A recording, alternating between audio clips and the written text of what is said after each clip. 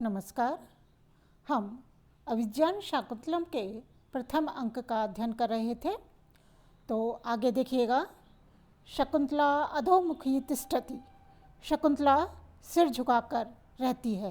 राजा आत्मगतम मन ही मन कहता है, लब्ध अवकाशो में मनोरथः, मेरे मनोरथ को कुछ सहारा मिल गया है।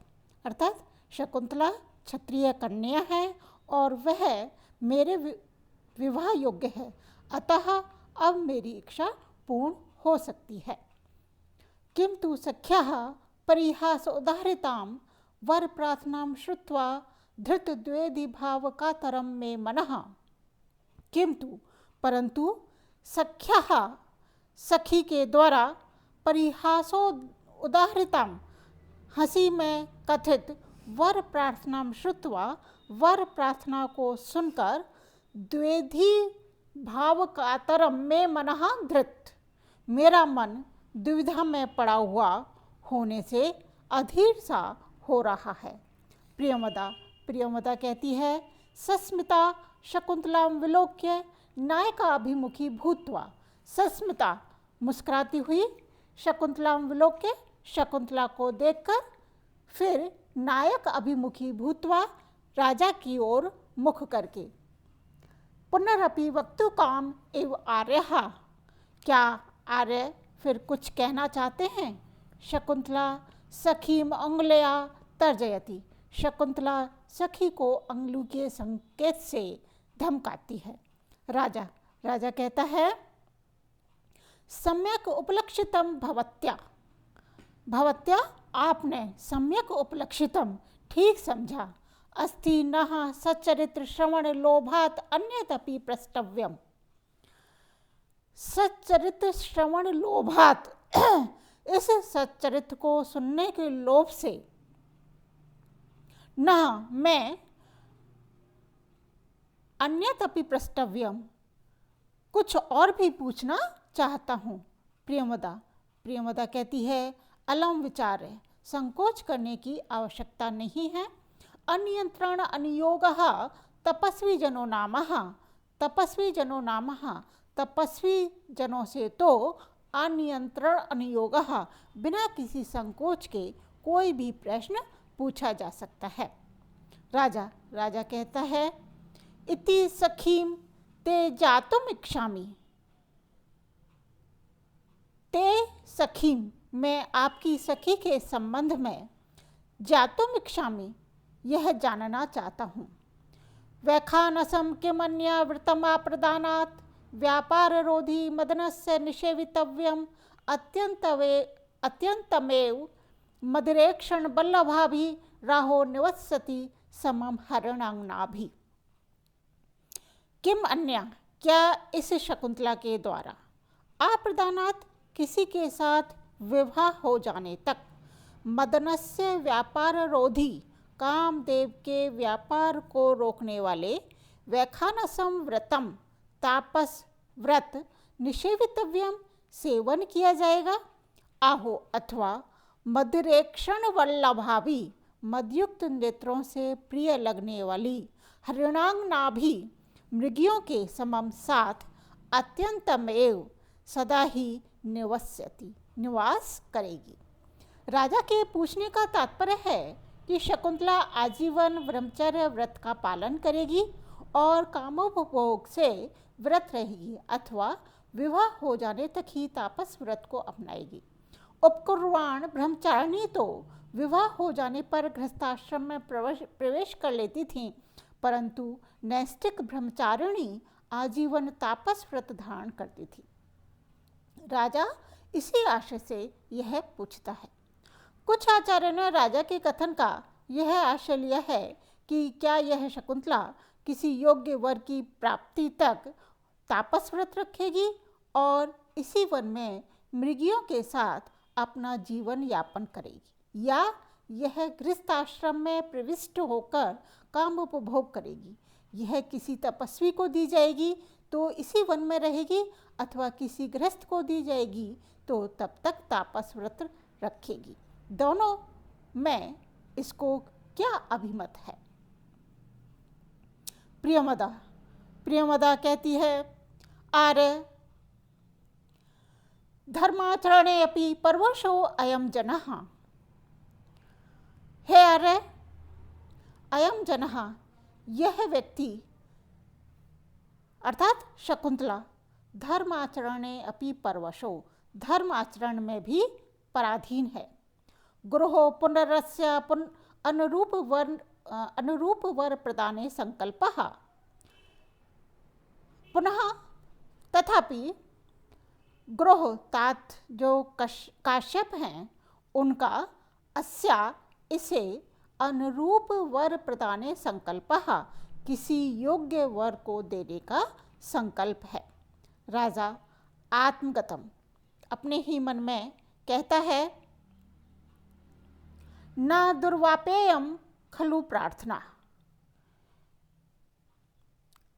मेरी यह जो प्रार्थना है न दुर्वापेयम, अब दुर्लभ नहीं है। भव हृदय साभिलाषम संप्रति संदेह निर्णयो जातः, आशंकसे यद अग्निम तदिदम स्पर्श क्षमम रत्नम। हृदय, हे हृदय, साभिलाषम भव, शकुंतला के विषय में अभिलाषा से युक्त बनो। संप्रति, अब, संदेह का निर्णय जाता हो गया है। यत, तुम जिस शकुंतला रूप वस्तु को अग्निम आशंक से अग्नि समझ रहे थे, ततिदम, वह यह शकुंतला तो स्पर्श क्षमम रत्नम, स्पर्श योग्य रत्न है। राजा यह मान रहा था कि शकुंतला ब्राह्मण कन्या है तथा आजीवन तापस व्रत अपनाकर वन में ही रहेगी। इसलिए जब प्रियंवदा ने कहा कि तात काश्यप का इसे किसी योग्य वर को प्रदान करने का संकल्प है, तो राजा अपने हृदय को आश्वस्त करने लगा कि अब तुम निश्चिंत होकर शकुंतला को प्राप्त करने की अभिलाषा कर सकते हो, क्योंकि अब यह पूर्णतया स्पष्ट हो गया है कि महर्षि कर्ण किसी योग्य वर से इसका विवाह कराना चाहते हैं। यह अप्सरा से उत्पन्न क्षत्रिय कन्या है, इस कारण मेरे लिए विवाह योग्य भी है। मैं इसके लिए सर्वथा योग्य हूँ। अब तक ब्राह्मण कन्या की शंका से मैं इसे अग्निवर्त स्पर्श न करने योग्य मान रहा था, परंतु वस्तुतः यह तो मेरे लिए स्पर्श करने योग्य स्पृहणीय रत्न है। शकुंतला सरोषमेव, कुछ रुष्ट सी होकर, अंशुये कमिष्यामि अहम, अंशुये मैं कमिष्यामि चली जाऊंगी। अंशुया कहती है, किम निमित्तम, किस कारण। शकुंतला कहती है, इमाम असंबद्ध प्रलापनीम प्रियंवदाम आर्यायी गौतमयी निवेदयिष्यामि। इमाम असंबद्ध प्रलापिनीम, इस अप्रासंगिक अनुचित बातों को कहने वाली प्रियंवदा की आर्ययी गौतमयी, आर्य गौतमी से निवेदयिष्यामि, शिकायत करूंगी। अनुसुईया कहती है, सखी न युक्तम अकृत सत्कारम अतिथि विशेषम विसृज्य स्वच्छंदतो गमनम। सखी, हे सखी, अतिथि विशेषम, विशिष्ट अतिथि का अकृत सत्कारम, सत्कार न करके, स्वच्छंदतो, स्वेच्छा से, विसृज्य, उसे छोड़कर, गमनम, चले जाना, न युक्तम, उचित नहीं है। शकुंतला न किंचित उक्त्वा प्रस्थितेव, शकुंतला जो है न किंचित उक्त्वा, कुछ कहे बिना, प्रस्थितेव, चलने को प्रस्तुत हो जाती है।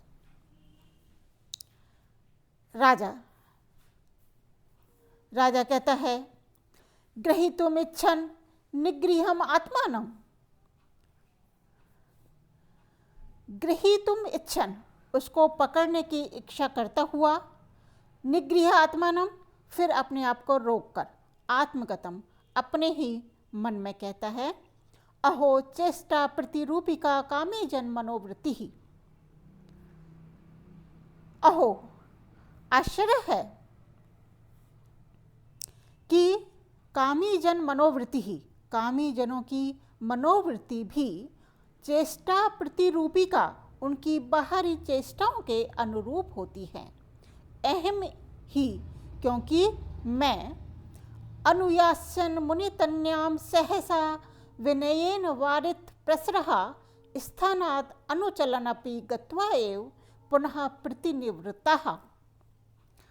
मुनितन्याम, मुनि पुत्री शकुंतला के अनुयास्यन, पीछे जाने की इच्छा करता हुआ मैं सहसा अकस्मात विनयेन, विनम्रता या जितेंद्रियता से वारित प्रसरह, रोक दिया गया हूँ।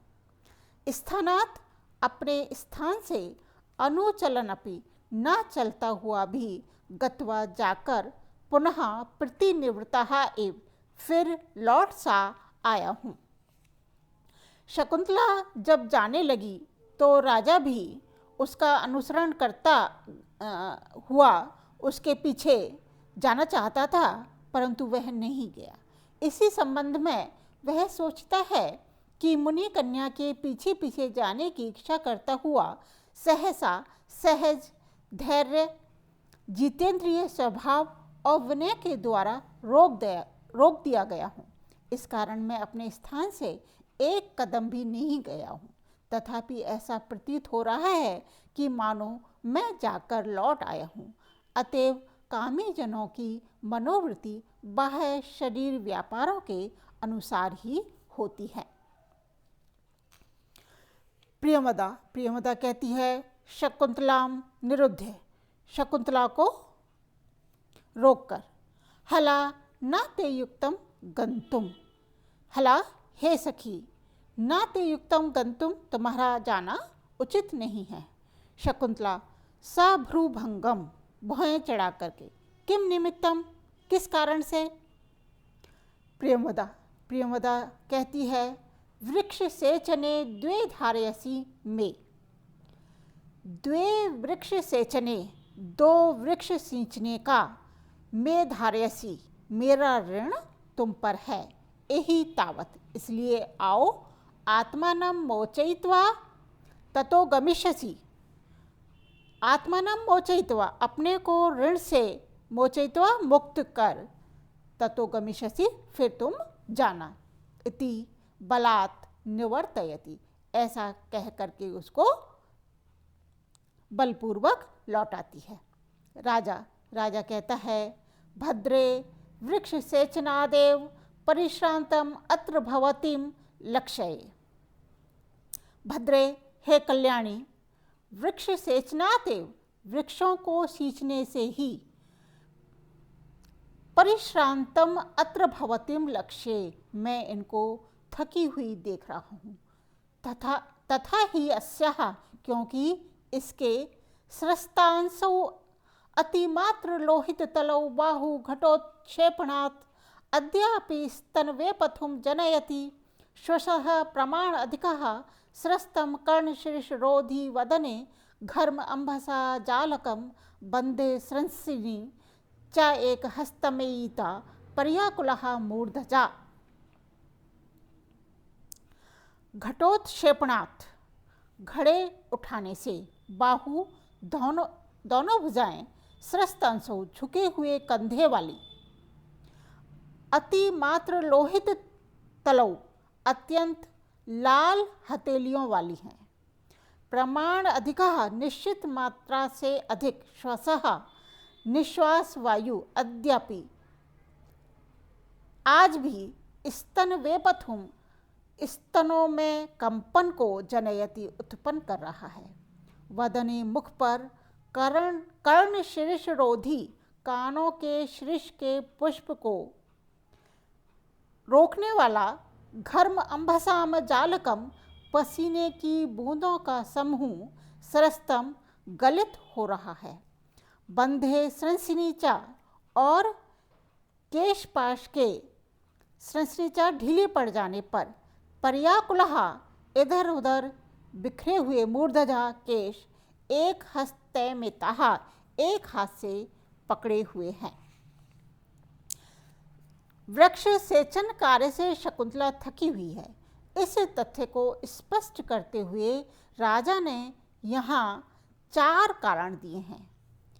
निरंतर घड़े उठाने से इसके कंधे झुक गए हैं तथा हथेलियाँ लाल हो गई हैं।